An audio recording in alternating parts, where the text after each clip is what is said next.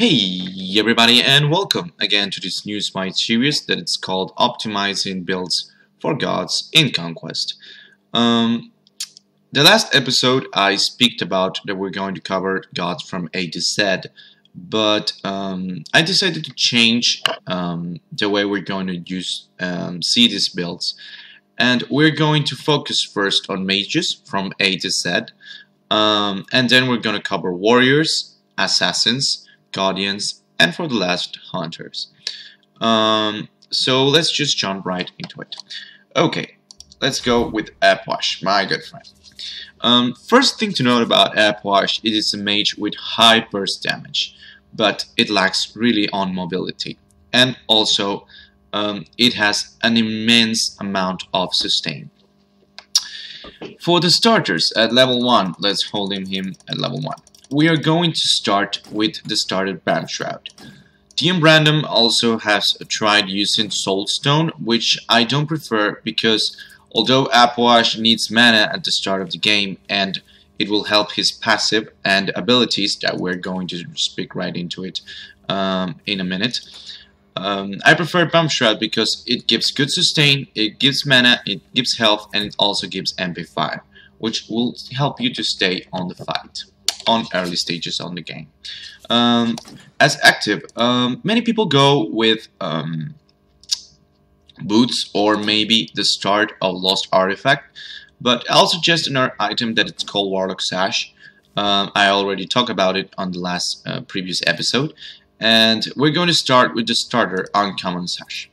The reason of this is because although Puch lacks in mobility and we're not going to use boots, it has good sustain with his corpses. So if he consumes corpses, he's going to get mana and he's going to get health. But the problem with it is that on early stages of the game, he has really low life. Let's look until level 5. Here you can see you got 725, and it's a really low base health. So what do we do with Uncommon Sash? Look at this. On level 1, we get the health from 400 and 45 to 545. This increases our health 100. And also Bam Shroud is gonna open our health margin even more. At the start we got 200 more health to stay in the fight. We got sustain, and we also got more sustain with this that gives us magical power and health. You can also go with some mana pots if you want to, or you can go with some health potions. This will be your basic start with Puch. I mean, the Puch I prefer, and I say it's the most optimized build. Because at the early stages of the game, you're going to get more life with Warlock Sash at the end, and you're going to have sustain with Bam Shroud. Let's just jump into the core. Puch is a god that some believe it has to have lifesteal. I believe personally that the first thing you should finish with him is Warlock Sash in order to get health, magical damage, and mana. It gives a lot of mana. Second, we're going to go with boots, cooldown boots. You can go with power boots, but I prefer having cooldown boots. Some people say that the passive from is the ability that it's called Undead Surge, that if he consumes a body of Undead Surge or Fleeting Breath, his cooldown on Undead Surge will be reduced. But I'll say that Puch is a god that it's all about positioning. Sometimes you use it for clearing the wave, and you cannot rely on it for sustain.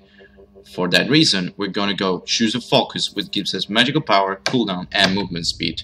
The first movement speed we're going to get from Puch is from boots, and it's really good for him to not fall off the game if a jungler or an enemy is chasing us, and we need that mobility.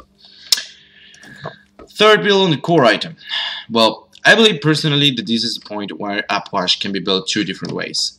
Some people prefer going Chronos Pendant instantly for having max cooldown, also magical power, and more MP5, which will give us a good sustain also. I believe the Chronos Pendant can be used as can be get later in the game.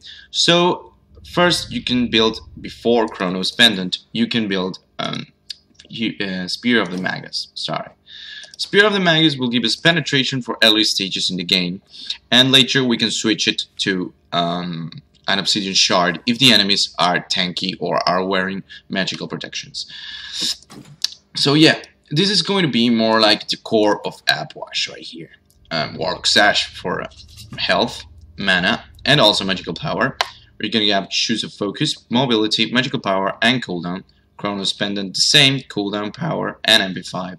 And we're going to go Spear of the Magus because his passive, this passive of the object, scales really well with Puch passive, and also with his abilities. You hit 1 Undead Surge, you hit your Fleeting Breath, and you give a Corpse Explosion. The passive with it of the Spear of the Magus is going to get fully stacked, and we're going to do an amazing damage.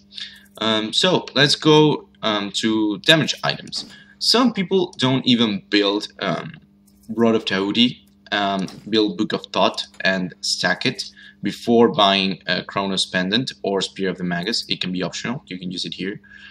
Others prefer to go with Rod of Tahuti, and I believe it's personally fine because you're gonna also get stacks of life, and you're gonna get an amazing magical power here. So Rod of Tahuti is a good implement to it, as its passive increases magical power 25%. However, a good alternative also is to buy first Book of Thought before Chronos Pendant, and also buying Rod of Tahuti. The reason of this is because having 2 stacks and also having Rod of Tahuti is going to give an immense amount of power, which is good. And also, other people like to buy Gem of Isolation. It is not a damage item, let's say, but it's a really good scaling with his natural slow. Empty the Crypts has a really good slow. Undead Surge has a slow, and also Corpse Explosion with Under Sedge would give a slow. So this Gem of Isolation scales really well with his slows and abilities. Another damage item that some people prefer to use here with power, it's Obsidian Shard, as it gives lots of penetration. As I said before, it can be implemented with Spear of the Magus if you can build double penetration, which is amazing, but I suggest not to do it, as you'll leave a stack free. I mean, you won't use, for example, Book of Thought of Rod of Tahuti if you use double penetration, and maybe you'll be obliged to just buy Rod of Tahuti or Gem of Isolation, maybe because you're falling off the game because the enemy is constantly killing you and you need health, so you go Gem of Isolation to compensate that you don't have full Warlock Sash, and that it's fine. I personally use this build: Warlock Sash, Choose a Focus, Spear of the Magus, Chronos Pendant, and Rod of Tahuti. I variate with Book of Thought of Gem of Isolation, it depends. Gem of Isolation, I use it more on Conquest for team fights and plays, and also for having a more sustain with it and health, and also gives mana, so it's good. Also the passive from the item scales, which is amazing too. Defensive items. As I said before, Puch is really good with cooldown. So you can buy with the penetration of with the defense of physical, Breastplate of Valor of its passive cooldown, physical protection, and mana, which is great. And also, let's not forget the combination of Book of Thought and Breastplate of Valor. I'm going to cover forward in a video with Kukulkan. These 2 items are really good on him. Returning to Puch, Book of Thought passive says that you permanently get 10 mana per stack and receive 5 stacks for a god kill and 1 stack for a minion kill. Maximum stacks are 75. Additionally, 3% of your mana is converted to your magical power. What does this say? Well, the more mana you get, the more power you have. So, having a Breastplate of Valor is a really good option to consider with Book of Thought, and this will increase your power even to higher levels. So Breastplate of Valor is a really viable option with Puch. Another thing that you can do is, because of its immense area of the ultimate and his 1 and 2, it's buying Pestilence, and I'll say you why. Puch ability that is called Fleeting Breath, right here, says Puch throws a charm from the underworld, blah blah blah blah blah, damage per tick. It does a damage per hit, it also takes additional damage, and also it gives a 1 second stun plus 0.5 per heal. Let's say you have a Sylvanus on the enemy team. You throw your 3 and the Sylvanus would get stunned. So, also, giving Pestilence to Puch is a great way to stop healing and also to give stuns for your team. The healer will also be technically useless, as you're just taking Pestilence, you're reducing his healing by 20%, and also you're getting him stunned with your 3, that it's Fleeting Breath. So it's a good item to have. And also, you can build Puch in a way that it's totally an anti-healer. For example, against Hercules, against Hell, against Aphrodite. It's all good. You can use it as a defensive Puch that it's against healers if you got one on the enemy team. Well, if you want to go another defensive item, I suggest Winged Blade. Winged Blade is a good option for Puch, as it has its great passive that says when hit by a slow, you are immune to slows and your movement speed is increased by 20% for 4 seconds. What this means: let's imagine that an Emir comes to the mid lane if you are an Puch and it uses his 2. You will get instantly slow. However, if we got Winged Blade, we also get cooldown, we got movement speed, and also our movement speed will be increased 20% for 4 seconds. This will get Puch a good escape, and also will provide him with good sustain too. So Winged Blade is a really good item for mages and for other characters, but many people tend to oversee it, but I believe it's a great item personally. Another thing now with the Hunters meta is buying Witchblade. I'm in Latin America, so the patch is not already there, but you will see some balance and scales and other things from the items maybe not updated. I apologize for that, but I just wanted to make it clear. Witchblade is a good option if you're building an Puch that is going to get in the team fight and it's going to be near his tank. However, Witchblade nowadays is more for a support or a Freya or a Kronos.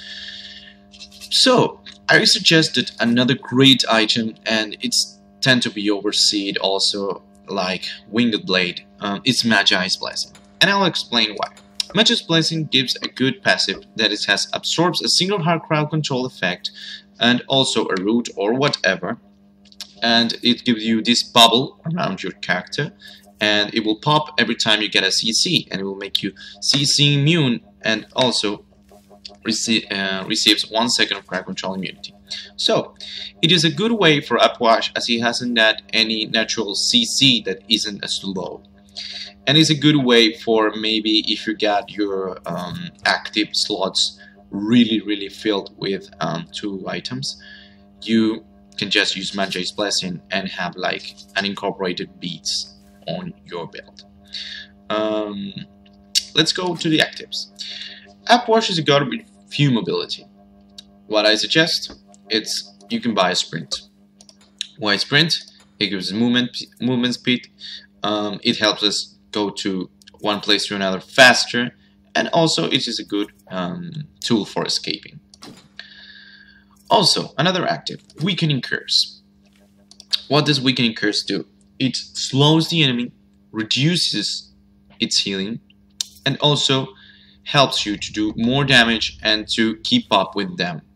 Puch, as I said before, is a god with poor mobility. If you had an enemy that is running away and you just pop up your ultimate, but they have, I don't know, blink or something and they're running away, you can just use sprint, get near them, use Weakening Curse, and then fight them.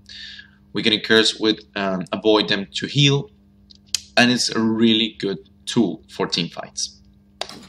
Another active that I will recommend is Purifying Beads, because as I always said before, it is almost a must on every build to have greater purification. In case you get Magi's Blessing, even you can have greater purification, as it just reduces crowd control and also makes you immune. You get an Ares on your team, no problem. Pop out beads, get out of the ultimate, get out of its change, and Emir freezes you. Any CC, greater purification beads is a great option. Even more if the enemy is really CC reliant. So The last active we're going to cover, it's really an extreme active, but I'll recommend it. It's using Combat Blink. As I said before, Puch is a god with few mobility, and sometimes you can get in some snappy situations. So it's good to have Combat Blink again. This will just, in case someone is hitting you or you're under so much pressure that you don't know where to go, Combat Blink is a great tool to escape. So that's about it, guys. Thanks for staying tuned, and as always, thanks for watching. And the next god we will be covering is going to be Anubis. Thank you very much, and I'll see you later. Bye.